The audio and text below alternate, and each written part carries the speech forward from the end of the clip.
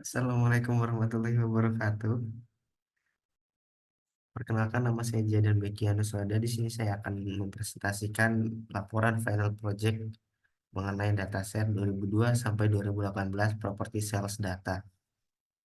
Di sini beranggotakan saya sendiri Jihadan sebagai dengan NIM 21121862. Bagian pertama pendahuluan atau latar belakang memilih dataset tentang properti atau property sale real estate sebagai latar belakang untuk proyek visualisasi data dapat bermanfaat karena beberapa alasan. Sebagai berikut adalah: satu, kemudahan akses data. Dataset penjualan properti cenderung dapat diakses dengan relatif mudah karena informasi tentang transaksi properti seringkali tersedia secara terbuka atau dapat ditemukan. Yang kedua, relevansi sosial dan ekonomi. Data penjualan properti memiliki relevansi yang tinggi dalam konteks sosial dan ekonomi. Informasi ini dapat memberikan wawasan tentang dinamika pasar perumahan, tren investasi, dan perubahan lingkungan sosial di suatu daerah. Yang ketiga, mengenai keputusan bisnis. Visualisasi data ini diambil dari penjualan properti, dapat memberikan pemahaman yang lebih baik kepada pemangku kepentingan serta pengembang pialang dan investor. Informasi ini dapat digunakan untuk membuat keputusan bisnis yang lebih baik. Lanjut, informasi yang akan disajikan ialah mengenai data tren pasar perumahan, lokasi yang paling diminati, korelasi fasilitas dengan harga, tipe properti yang paling diminati, serta perbandingan antar lokasi. Bagian tujuan pertama, memahami tren pasar dengan tujuan mengidentifikasi dan memahami tren pasar. Sebagai uraiannya, melalui visualisasi data dapat dianalisis bagaimana harga properti berubah seiringnya waktu. Apakah ada peningkatan atau penurunan yang sangat dapat diidentifikasi. Yang kedua, identifikasi lokasi strategis dengan tujuan menentukan lokasi yang strategis untuk investasi properti. Sebagai uraiannya, melihat visualisasi data untuk mengidentifikasi daerah atau kawasan tertentu yang memiliki pertumbuhan harga yang signifikan. Yang ketiga, segmentasi pasar. Dengan tujuan melakukan segmentasi pasar berdasarkan tipe properti atau karakteristik dari pembelinya. Dengan uraian, visualisasi data dapat membantu memahami preferensi pembeli dan tren di berbagai segmen pasar. Yang selanjutnya, poin yang ketiga yaitu batasan. Informasi yang digunakan, satu, property type, itu jenis properti misalnya komersial atau perumahan. Yang kedua itu address, alamat properti. Yang ketiga unit, itu jumlah unit properti. Yang keempat sell date, itu tanggal ketika properti itu dijual. Yang kelima sell price, itu harga properti, harga jual properti. Yang keenam itu style, gaya arsitektur properti. Yang ketujuh itu bedroom, jumlah kamar tidur di properti. Yang ke-8 distrik, nomor distrik untuk properti. Yang ke-9 itu F-bed, itu jumlah kamar mandi lengkap di properti. Yang ke-10 itu H-bed, jumlah setengah kamar mandi di properti. Yang 11 itu neighborhood, nomor lingkungan untuk properti tersebut. Yang ke-12 itu stories, jumlah lantai dalam gedung. Yang ke-13 itu year build, tahun properti itu dibangun.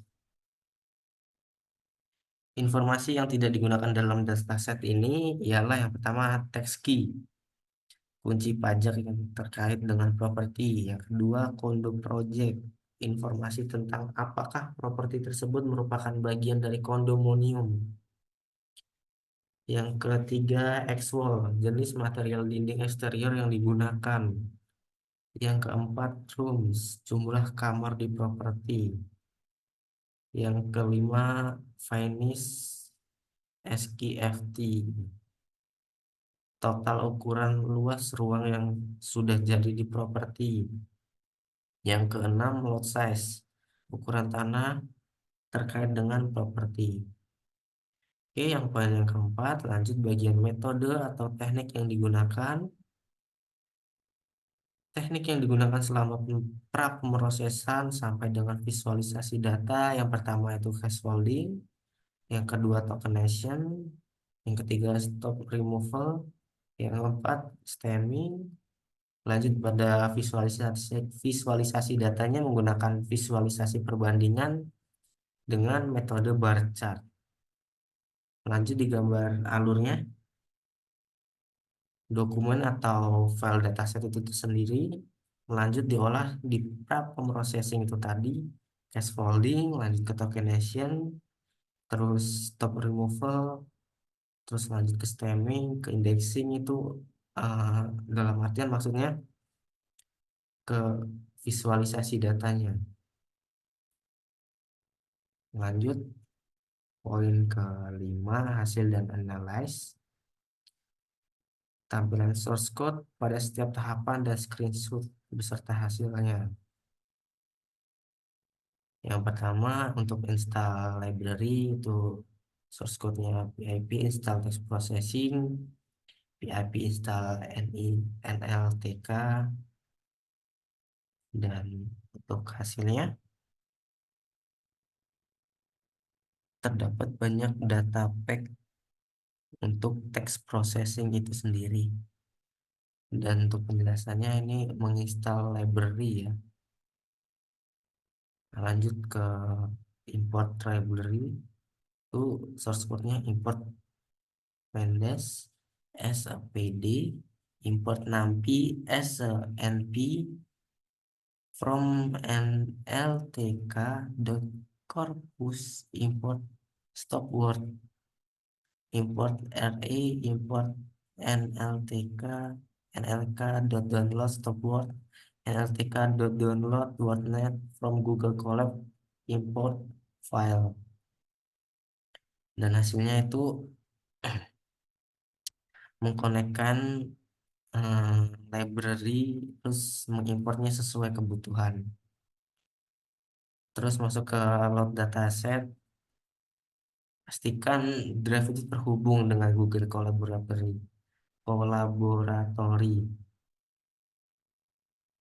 Ini ada df sama dengan pd.read underscore csv content slash drive my drive dataset 2002 sampai 2008 property cell.csv dengan headernya itu 0.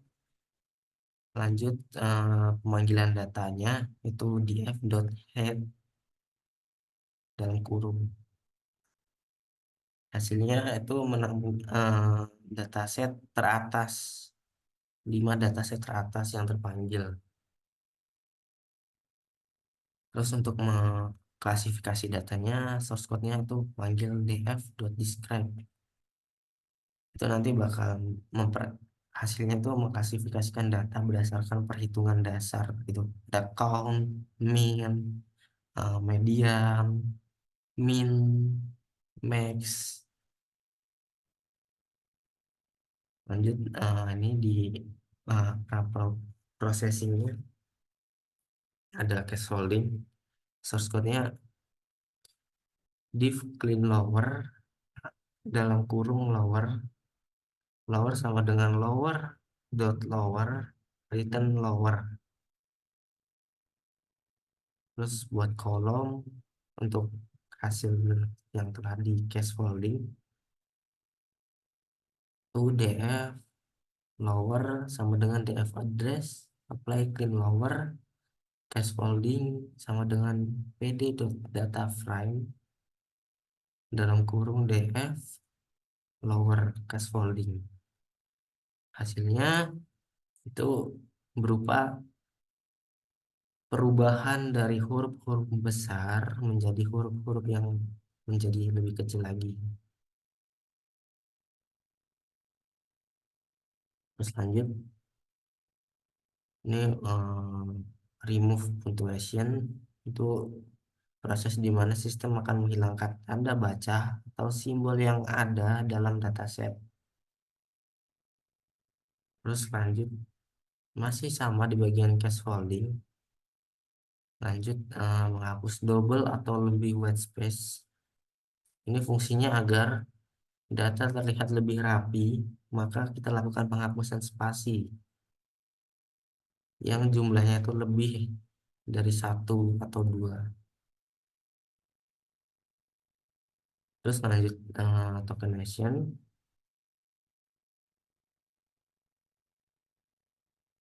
Di bagian ini eh, membuat WordNet dot lematizer lamination. Ini fungsinya sebagai proses pengelompokan berbagai bentuk infleksi dari kata yang sama. Kalau misalkan katanya 4141 N Richards ST, itu nanti bakal kepanggil 4141 N Richards ST. Misalkan contoh lainnya di luar dari konteks ini, itu berlari, terus kata keduanya ada berlari, ada kata ketiganya berlari, itu nanti bakal terkelompokkan, diklasifikasi jadi cuma satu kata itu berlari.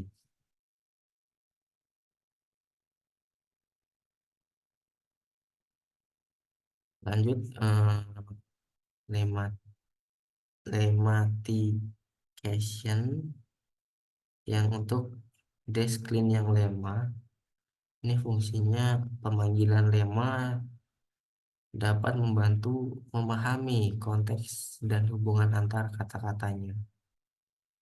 Ini hasilnya 92227, koma W, koma capital, koma DR.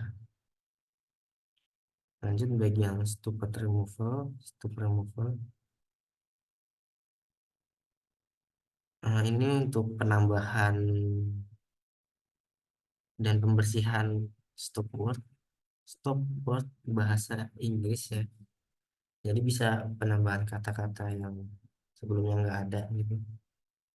Yang konteksnya sama menggunakan bahasa Inggris.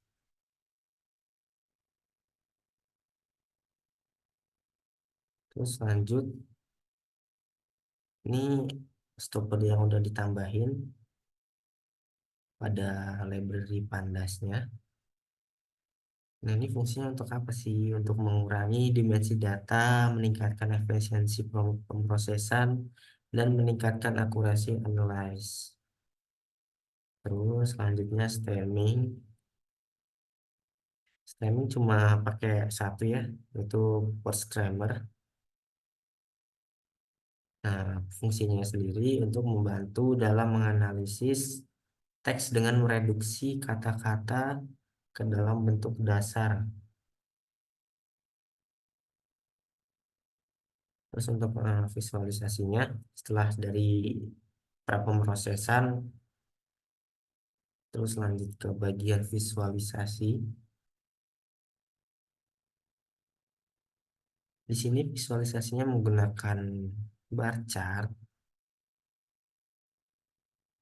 Yang pertama itu create dulu, create dataset. Terus lanjut ke imputasis dan interpolation. Terus pemanggilan data. Terus penampilan data secara keseluruhan.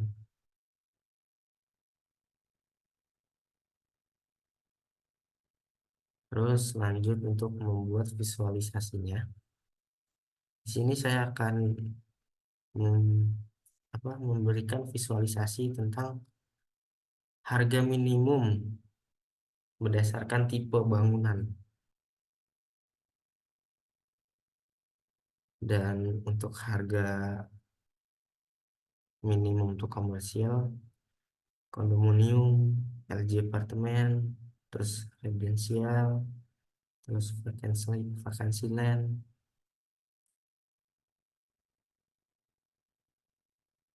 terus lanjut total unit berdasarkan tipe. Jadi ini ada tipenya komersial, kondominium, LG apartemen, residensial, vacancy land.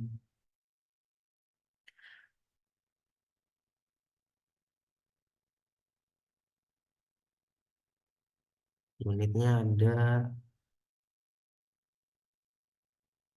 komersial itu ada 2922, kondominium 5715, LG apartemen 1017, residensial itu ada 29541, penghasilan ada 120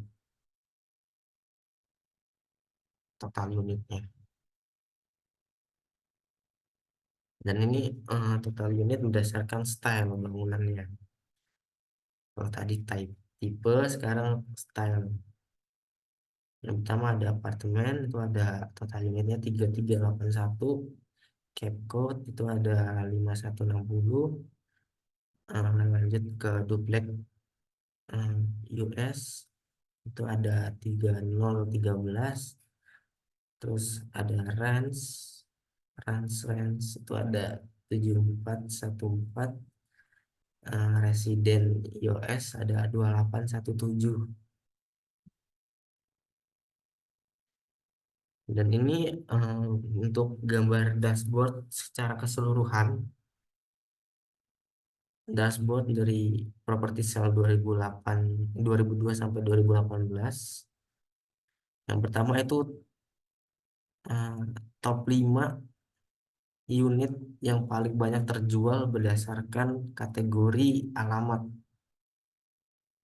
Terus yang selanjutnya itu ada top 5 unit yang banyak terjual berdasarkan kategori style. Di sini ada range. Yang tadi yang alamat itu ada 1660N alamatnya. Terus selanjutnya ada top 5 unit yang banyak terjual berdasarkan kategori tipe. Itu yang paling banyak residen. Terus ini tentang detail-detail properti. Tapi ini karena kebutuhan tampilannya tidak cukup, ini hanya mengambil data sampel 2 doang gitu. Ada komersial, terus kom kondominium. Terus selanjutnya tren properti, harga properti dalam 10 tahun terakhir. Misalkan kita buat apa? Bangunan properti di harga di tahun 2008 itu, kalau kita jual di tahun itu juga itu seharga eh, berapa ini? 15.000 mungkin ya. Terus ketika udah masuk ke tahun 2010 itu harga penjualannya menaik, harga penjualnya naik jadi harga 21.627.000. Terus harga properti dalam 10 tahun terakhir berdasarkan tipe.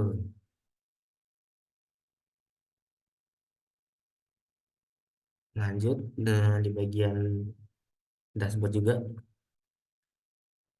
pembuatan properti dalam 5 tahun terakhir itu ya, di tahun ini nih dibuatnya di bagian alamat mana aja, itu bagian tipenya apa, stylenya apa, fasilitasnya apa aja.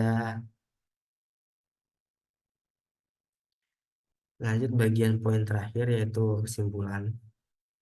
Studi ini memberikan pemahaman mendalam mengenai sifat dan perilaku pasar properti berdasarkan analisis yang dilakukan terhadap dataset properti sale. Pemrosesan dan visualisasi data telah menjadi alat yang sangat efektif dalam merinci informasi yang terkandung dalam dataset, dan beberapa temuan kunci dapat diidentifikasi. Di antaranya, yang pertama, memahami tren pasar. Pemrosesan data dapat membantu mengidentifikasi tren harga properti seiringnya waktu. Visualisasi time series memberikan pemahaman yang jelas tentang fluktuasi harga, yang memungkinkan peneliti untuk mengidentifikasi periode peningkatan atau penurunan signifikan. Yang kedua, identifikasi lokasi strategis. Ini dengan harapan pemrosesan dapat membantu mengidentifikasi lokasi strategis untuk pembuatan bangunan. Misalkan berdasarkan lokasi strategis tadi itu terdapat di daerah mana aja gitu. Terus yang ketiga, faktor-faktor penentu harga. Analisis korelasi dan visualisasi distribusi memungkinkan identifikasi faktor-faktor yang paling berpengaruh terhadap harga properti. Faktornya itu seperti lokasi, luas bangunan, fasilitas di sekitar properti, dapat secara jelas dikaitkan dengan variabilitas harga. Yang keempat, prediksi harga masa depan. Model prediktif yang dikembangkan dari data historis dapat membantu memprediksi harga masa depan. Pemodelan ini dapat menjadi alat berharga dalam merencanakan investasi atau strategi pemasaran dalam jangka yang panjang. Sekian penjelasan mengenai final project dari properti sale 2002 sampai 2018. Terima kasih. Wassalamualaikum warahmatullahi wabarakatuh.